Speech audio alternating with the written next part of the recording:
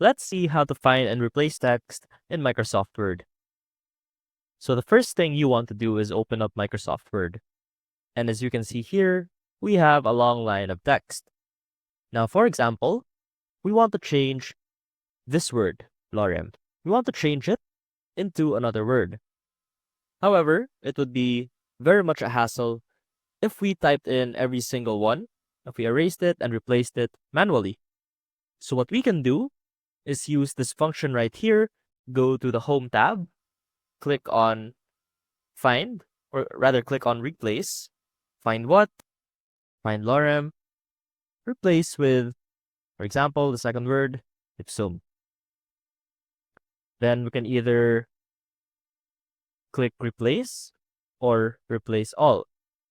And if you click Replace All, it's going to replace all the words in a document that match with the word that you type. I hope this helped, and I will see you soon.